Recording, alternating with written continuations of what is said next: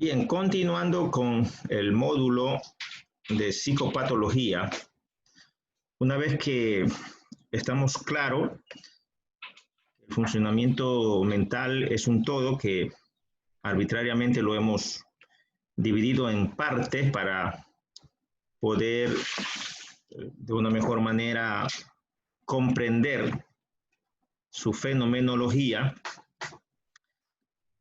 y que evidentemente ya hemos revisado sobre todo las principales funciones mentales que están vinculadas con la conciencia. De hecho, empezamos con la conciencia porque evidentemente se necesita que la conciencia del evaluado esté íntegra para poder cumplir con la evaluación de todas las funciones mentales y de todas las dianas semiológicas que conforman la evaluación del estado mental.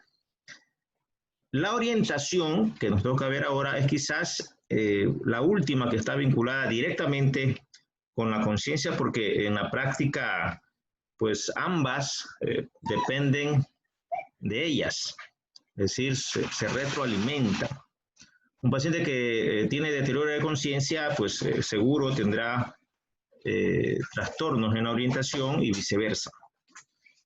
Sin embargo, la orientación es, a su vez, una de las esferas mentales más simples que para su estudio. Representa también siempre un objetivo a evaluar en el examen médico general, o sea, no necesariamente en el examen psiquiátrico, pero en el examen físico que se hace en medicina general, que ustedes pues lo aprendieron en semiología. Al iniciar el examen físico precisamente deben evaluar conciencia y orientación. Y es típico encontrar en la historia clínica el lema paciente lúcido, orientado en tiempo, espacio y persona, y de aspecto tal, afebril o lo típico que se pone en esta parte inicial. El concepto de orientación nos dice que efectivamente es la función mental mediante la cual la persona sabe quién es, sabe su biografía, el tiempo en que vive, en términos de año, mes, día, y además el espacio que lo rodea, incluida la realidad. El cuerpo, su cuerpo, es decir, la orientación es también somatopsíquica. Y en ese sentido, pues, cuando se hace el examen neurológico elemental, pues el paciente se muestra orientado en relación a las partes de su cuerpo. No es curioso, por ejemplo, el fenómeno del miembro fantasma, cuando un paciente ha sufrido una amputación de determinada extremidad, y sin embargo, la representación mental está y el paciente guarda ese recuerdo y se orienta de manera que percibe que todavía su miembro amputado está con él, el miembro fantasma. En ese sentido, tenemos que estar claros que la orientación, existen dos tipos de orientación. Se denomina la orientación alopsíquica y la orientación autopsíquica. La orientación autopsíquica referida a la persona y la orientación alopsíquica, pues, al tiempo y al espacio. Es curioso, pero casi siempre existe un patrón de desorientación, ¿verdad? Usualmente primero el paciente comienza a desorientarse en tiempo. Bueno, en el día, en la semana, en el mes, en el año. Luego lo hace en espacio y por último en persona. Por tanto, en la evaluación de la orientación, casi siempre nos enfocamos en la evaluación en tiempo y en espacio. De hecho, el instrumento diagnóstico que nosotros hemos sugerido es aplicarlo como parte de la evaluación del estado mental, el Mini Mental Test, precisamente determina la evaluación, la orientación en virtud, ¿sí?, a el tiempo y el espacio. Ya vamos a revisar algo de eso, pero quiero insistir en la importancia que tiene la orientación en la evaluación del estado mental y además, en el caso particular del mini mental test, por cuanto efectivamente el puntaje que se obtiene es sobre 10 puntos de 30, es decir, la tercera parte prácticamente del mini mental test descansa en la orientación. Entonces eso ya nos da una idea de la importancia que tiene como función mental. Efectivamente, la desorientación puede ser autopsíquica. Si la persona está desorientada en persona, es la última fase del compromiso de esta función mental y suele comenzar con la desorientación alopsíquica en el tiempo, primero, día, mes, año y espacio.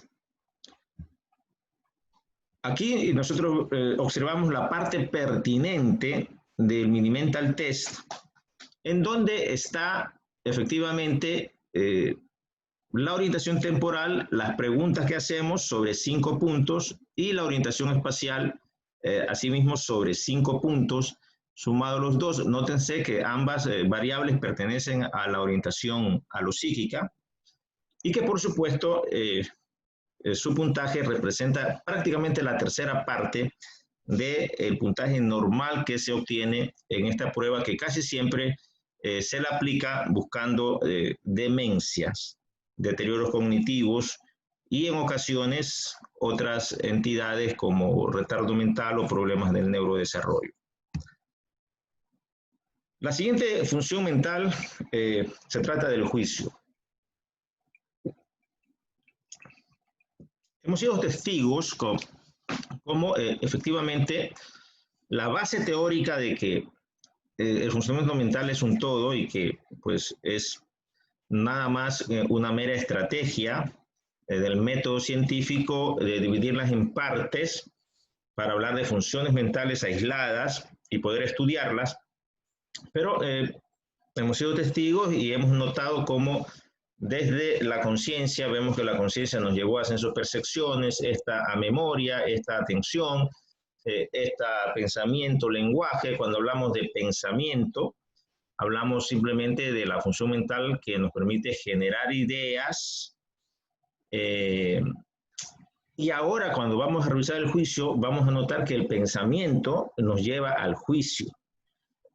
Efectivamente, el juicio es la función mental mediante la cual una persona es capaz de asociar ideas, sacar conclusiones sobre un tema o situación concreta.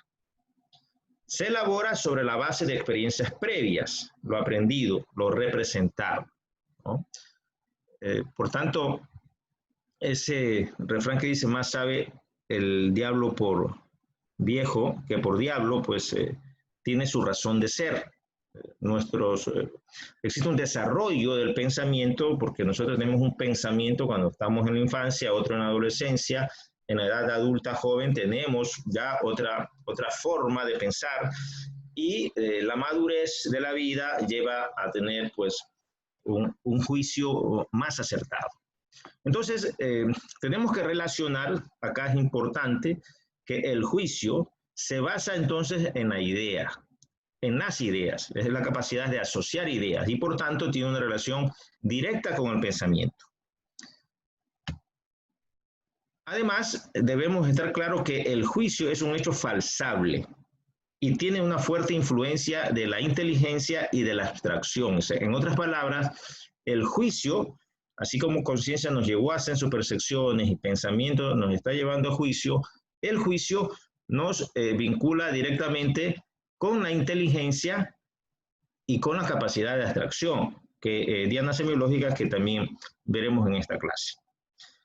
Cuando decimos que el juicio es un hecho falsable, quiere decir que el hecho de que seamos capaces de asociar ideas no garantiza que nuestro juicio o la conclusión que saquemos a efectos del juicio o como consecuencia del juicio que nosotros hacemos sobre determinado tema u objeto sea un juicio acertado. Es un hecho falsable, puede decir que podemos nosotros llegar a conclusiones falsas, es decir, que podemos llegar a verdades o mentiras. Eso quiere decir que el juicio es un hecho falsable. De hecho, la psicopatología influye para que los juicios pues tengan connotaciones psicopatológicas, conforme lo vamos a ver en la psicopatología del juicio. Se dice también que hay dos tipos de juicio. El juicio crítico, también llamado juicio práctico, pues esencialmente es lo objetivo, ¿no? ¿Qué es lo objetivo? Pues lo que se puede ver o leer, lo que se puede escuchar.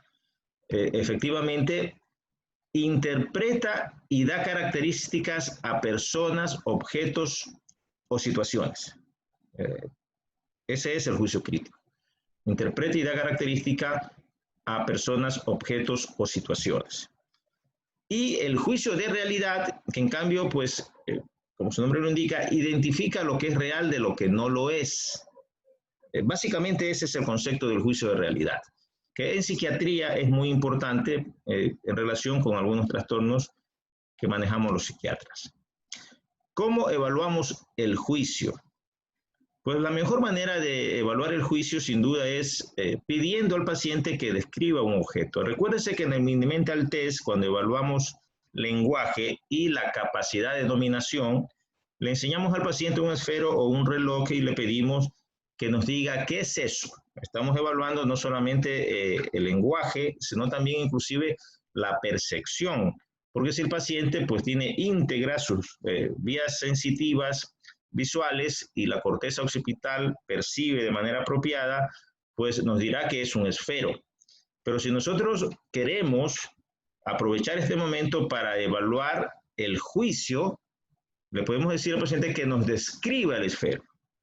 Y entonces, pues el paciente va a decir que el esfero pues es amarillo, con tapa azul, con punta fina, etcétera, etcétera. Entonces, estamos evaluando la capacidad de asociar ideas y sobre todo, en el caso concreto por supuesto, estamos evaluando el juicio crítico, la capacidad de describir un objeto.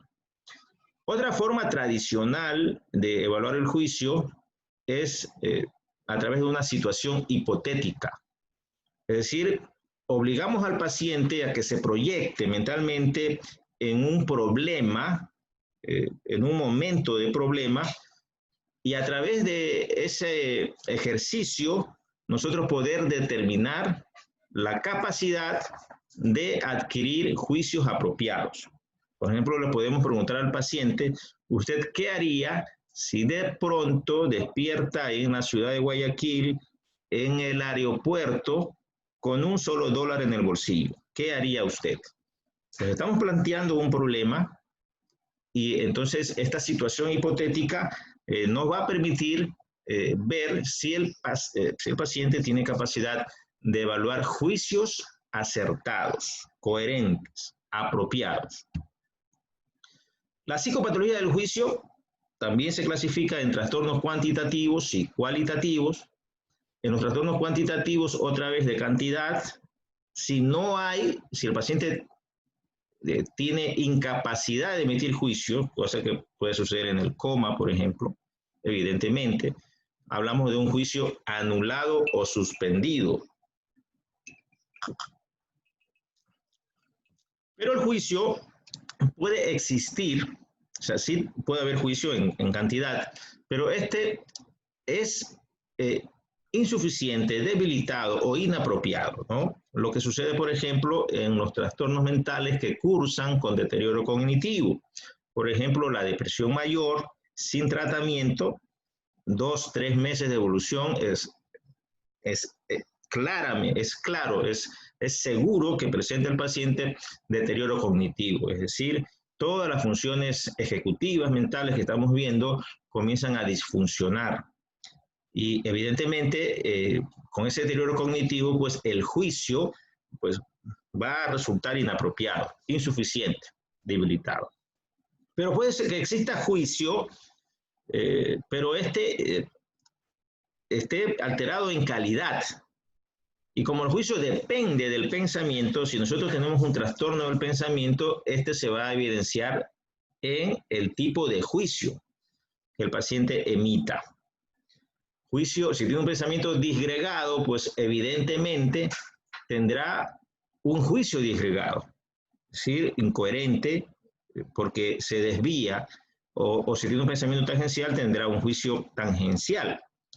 Es decir, esta primera parte de los trastornos cualitativos nos dice que si existe un trastorno del pensamiento, del contenido del pensamiento, evidentemente este se va a evidenciar por el juicio que adolecerá del mismo problema. Pero sin embargo puede existir juicio, pero este juicio puede ser un juicio desviado.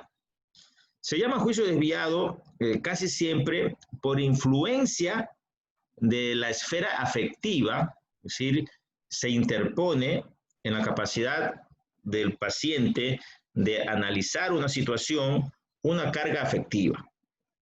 Por ejemplo, justo pasó en esta semana, me llamaron a peritar un caso de un padre que de pronto le comunican que su hijo está preso porque fue detenido en delito flagrante por violación. Evidentemente, independientemente del hecho, ¿verdad? No estamos aquí para pensar el hecho de que si era culpable o inocente, pero lo interesante es que cuando yo llego a cumplir la orden del fiscal, el papá, pues, evidentemente afectado por la situación, me dice, doctor, mi hijo es incapaz de hacer eso.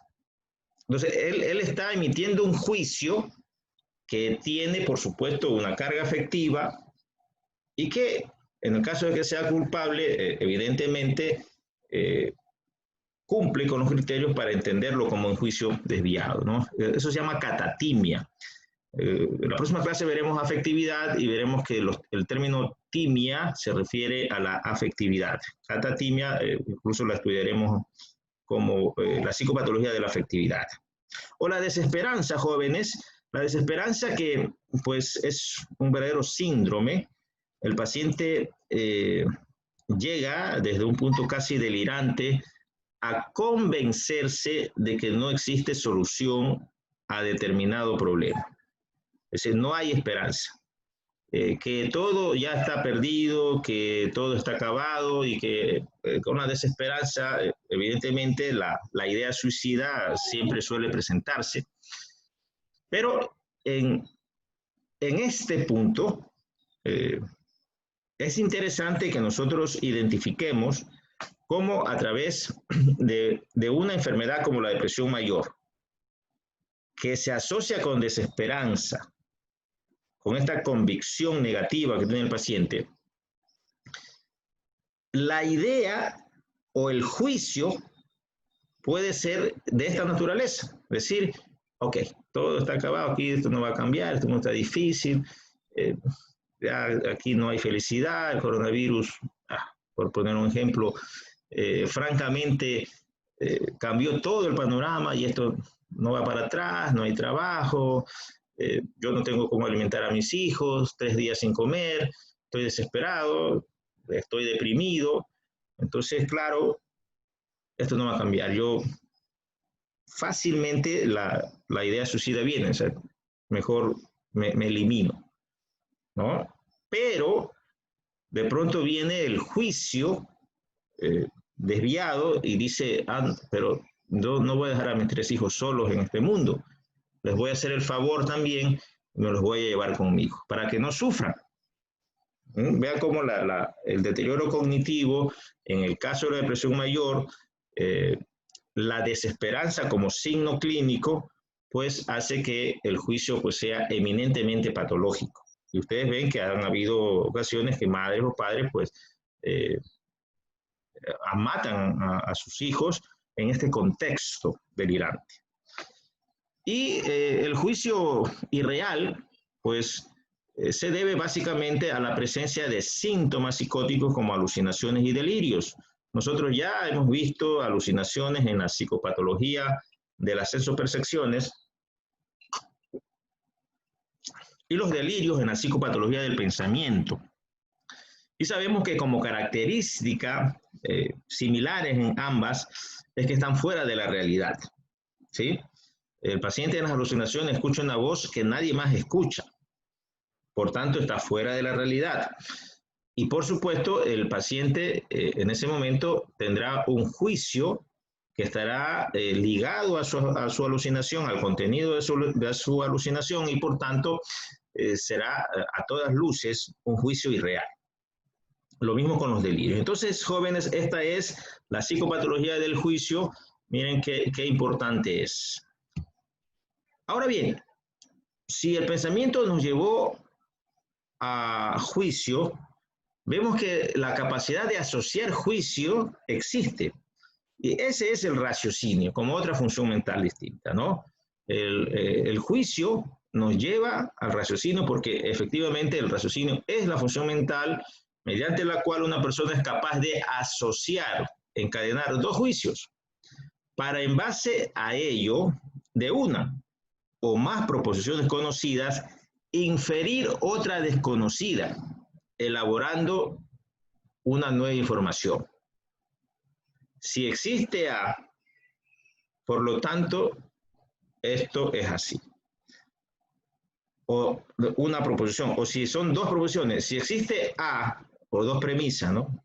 Premisa A y premisa B, por tanto, esto es así. O sea, el raciocinio asocia los juicios y en base a ello llega a una conclusión, que es inferir una desconocida, un evento desconocido y como conclusión de ese análisis.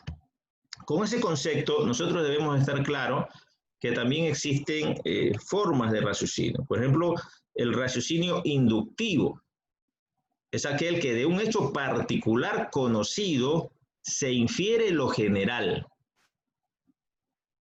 Por eso, A es esto que conocemos y por tanto todo lo que se parezca es igual. Es decir, la verdad de la premisa apoya la conclusión, pero evidentemente no la garantiza. Un ejemplo de raciocinio inductivo podría ser, ok, todos los cuervos observados hasta el momento han sido negros. Por lo tanto, todos los cuervos son negros. Aquí se cumple que la premisa A, todos los cuervos observados hasta el momento han sido negros. Y viene entonces la inferencia y la conclusión, la capacidad de raciocinio, de asociar ideas. Por lo tanto, todos los cuervos son negros. Pero como dicen aquí, claramente no la garantiza. ¿Por qué? Podría existir un cuervo que en algún momento se vea y que no sea negro, como sí, como que sea una verdad absoluta. Eso en relación al raciocinio inductivo. Tenemos que aclararlo. Y luego, es interesante también cómo lo que hacemos nosotros en la investigación científica, jóvenes. Ustedes ya han visto investigación, saben lo que se refiere cuando hablamos del universo, saben lo que nos referimos cuando hablamos de la muestra que se extrae del universo. Entonces, separar una cualidad, muestra, de la cosa que es el universo en la que exista y considerarla aisladamente de esa cosa, es también, en definitiva, esta otra función mental, la capacidad de abstracción, que la hemos mencionado tanto en el juicio, que la hemos mencionado incluso desde antes, y que está ligada directamente al raciocinio y específicamente al tipo de raciocinio inductivo. Es decir, cuando nosotros tenemos la capacidad de inferir una realidad en base a una premisa previa, pues estamos ejecutando una función mental superior, la vamos a analizar un poco más adelante, como la abstracción, ¿sí? Otro ejemplo de abstracción es lo que nosotros estamos haciendo en este momento. Es decir, reconocemos que el funcionamiento psicológico es un todo y que evidentemente nosotros abstraemos las partes para estudiar las partes y entender el funcionamiento psicológico y cómo se evalúa mentalmente a un paciente. Entonces, estas cosas son importantes, yo les he dicho a los estudiantes, porque no solamente nos sirven como médicos para trabajar con el paciente y evaluar su estado mental, sino es que además nos sirven en la vida cotidiana. Por supuesto que el médico tiene que necesariamente tener estas funciones mentales íntegras, entrenarlas, porque son susceptibles de mejorarlas siempre, perdón, a efectos el ejercicio de la profesión médica. El otro tipo de raciocinio es el raciocinio deductivo, es lo lógico, en definitiva, ¿no? En este raciocinio deductivo ya no hay una premisa, ¿no? Acá hay mínimo dos o más premisas. Entonces, el raciocinio deductivo es un argumento donde la conclusión se infiere, otra vez, necesariamente de dos premisas. Por ejemplo, podemos decir también de proposiciones conocidas inferimos otra desconocida. En la investigación científica, esto es tan cierto que de esta manera se surge la hipótesis, ¿no? Después que nosotros identificamos un problema, planteamos el problema, planteamos una hipótesis a través casualmente del raciocinio deductivo.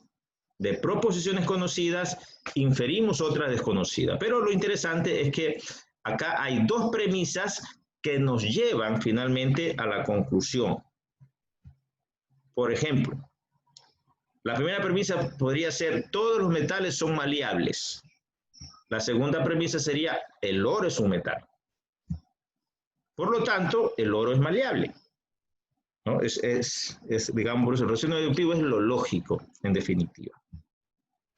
¿Cómo evaluamos el raciocinio? Bueno, realmente existe un montón.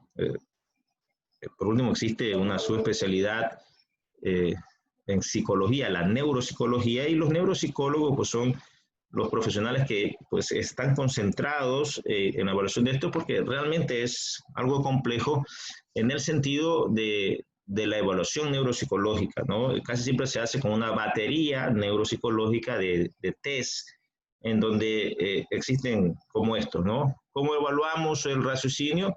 Pues la prueba de las semejanzas y las diferencias. Es decir, usted le dice al paciente, esa camiseta y ese pantalón se parece en que ambos son prendas de vestir. ¿En qué se parece una manzana a una pera? Entonces, de esa manera nosotros evaluamos la capacidad de raciocinio del paciente. La psicopatología del raciocinio, pues, es fácil, jóvenes. Si el raciocinio depende del juicio, la misma psicopatología en la práctica del juicio es la del raciocinio. Entonces habrá un raciocinio anulado o suspendido, un raciocinio debilitado, y en los trastornos cualitativos, el raciocinio del contenido del pensamiento y del juicio, disgregado tangencial, el raciocinio desviado, el raciocinio irreal, como lo hemos mencionado. Pero también es cierto, en razón a la existencia de dos variables que están también vinculadas tanto con el pensamiento, con el juicio y con el raciocinio, que es el fenómeno de la introspección, es decir, la capacidad que tenga una persona de evaluarse a sí mismo, y de prospección, la capacidad que tenga una persona de mirar el futuro y de ubicarse en el futuro de acuerdo a una planificación y a metas, ¿verdad? Que la vida, pues, es eso como lo hemos visto o lo vimos en las tareas del desarrollo. Entonces, la psicopatología del raciocinio, por algunos autores, me pareció interesante traerlo acá, más que todo porque nos puede servir mucho como personas. Es el fenómeno, claro, de los trastornos de la introspección, que se ve mucho, por ejemplo, en la enfermedad adictiva, que los pacientes no tienen conciencia de enfermedad. Es decir, el adicto se le ha caído el mundo, ha perdido su trabajo, su familia, está desastroso en su aspecto personal, totalmente deteriorado mentalmente, pero al consumir drogas se siente feliz. Y por tanto él dice, no, yo no estoy enfermo. Entonces es, por supuesto, un insight, una introspección negativa, un juicio y por supuesto, falta de conciencia de enfermedad que determina pues, un mal pronóstico. Claro. Y los trastornos de la prospección es interesante cuando existe una desproporción entre los proyectos que se plantea una persona que no están en característica o que no están relacionados con sus capacidades. Por ejemplo, si yo digo, ok, yo quiero en el año 2021 jugar en la selección de Ecuador para ver si vamos al Mundial. Es decir, evidentemente, pues es algo desproporcionado porque, por lógica, ¿no? Es imposible que uno pueda calificar siquiera para jugar un fútbol de nivel profesional. Entonces, evidentemente, me pareció interesante también traerle esta forma de psicopatología del raciocinio, recuerdo algunos autores más relacionados con la neuropsicología. Nosotros nos quedamos con la psicopatología de cuantitativa y cualitativa, conforme la estudiamos también en el juicio. Y ahora viene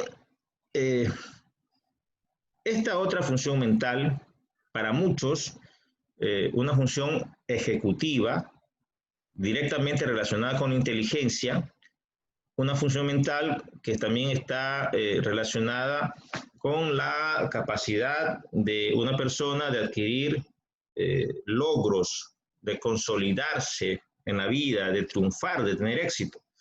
Es decir, algún autor dice que una persona que tiene una buena capacidad de abstracción está destinado a triunfar en la vida. O sea, en otras palabras, las personas que no consiguen sus metas, que no consiguen lograr los objetivos que se plantean, es porque francamente tienen un deterioro en esta función mental. Entonces, esta función mental hay que darle pues la importancia que merece. De hecho, Jean-Louis Piaget la expuso como la parte más desarrollada de la evolución del hombre en relación a la inteligencia, a las funciones ejecutivas, mentales o superiores. Entonces, ¿qué es la abstracción? Vean ustedes, es la función mental mediante la cual una persona es capaz de representar en conceptos estímulos no susceptibles de senso percibir. Es decir, nosotros tenemos que estar claros que la abstracción depende del pensamiento abstracto, de la capacidad de tener pensamiento abstracto, en oposición al pensamiento concreto, ¿verdad? Que es lo objetivo, lo que nosotros podemos ver, tocar, oler, sentir, escuchar, o sea, todo lo que es capaz de entrar a la memoria, es decir, a ser representado a través del fenómeno de la sensopercepción, conforme lo vimos, eso es concreto. Lo abstracto es algo que no se puede sensopercibir y por tanto representar, como los conceptos, ¿verdad? Por ejemplo, el honor. Yo justo comentaba también con los estudiantes de los otros paralelos. En la semana anterior llegó un paciente a una consulta básicamente de psiquiatría forense, en donde dice, doctor, yo quiero que me asesore porque quiero seguir un juicio por daño moral, porque me han afectado el honor. Entonces, claro, si nosotros nos ponemos a ver el honor, pues no tiene una cualidad concreta, objetiva. Es un concepto, ¿no? Entonces, nosotros entendemos el honor, pero evidentemente a través del pensamiento abstracto, ¿no? O gracias al pensamiento abstracto nosotros podemos entender y estar orientados en la comunicación con el paciente. Entonces, la abstracción, pues como concepto tenemos que tenerla clara y depende del pensamiento abstracto. Las ideas abstractas no son entidades, es decir, no constituyen ideas que realmente se tienen, sino descripciones incoherentes de ideas que se imaginan tener. Esto, en términos simples, es la abstracción de la abstracción. Es propio, por ejemplo, del pensamiento filosófico o incluso de los poetas, ¿no? Hay un poeta que escribió algo así como que algo robaba las horas, robaba el día a las horas. O sea, es definitivamente un tipo de pensamiento abstracto superior, ¿no? O sea, o lo que escribe, qué sé yo, un poeta, como dice, estar enamorado es ver el mar con árboles y rosas, ¿no? O sea, netamente pensamiento abstracto. En todo caso, la abstracción, aquí viene lo que decíamos hace un rato, lo hemos hecho nosotros cuando para poder estudiar psicopatología, el funcionamiento psicológico lo dividimos en partes, que son las funciones mentales aisladas o dianas semiológicas. Eso es abstraer. Porque claro, la capacidad de abstracción permite separar a los objetos en partes y comprender lo esencial de cada una de ellas, es decir, en otras palabras, aísla toda aquella información que no resulta relevante a un determinado objetivo. Como lo que estamos viendo, ¿verdad? Es decir, hasta ahora hemos hecho puro ejercicio de abstracción. Nos pasamos neurobiología sacando todo lo relevante de la neurobiología para aplicarla a los trastornos mentales. Lo estamos haciendo en el funcionamiento psicológico. Yo siempre cuento la anécdota de lo que me pasó el primer día de posgrado. Al otro día, doctor Robelor, a exponer esquizofrenias. Tenga, doctor. ¡Pum! 4 tomos de Kaplan. Allí está, esquizofrenia. Imposible leerlo. Tuve que abstraer y al otro día, pues, cumplir con la tarea. Vamos a hacer un pequeño receso para ver la psicopatología de la abstracción y cómo la evaluamos.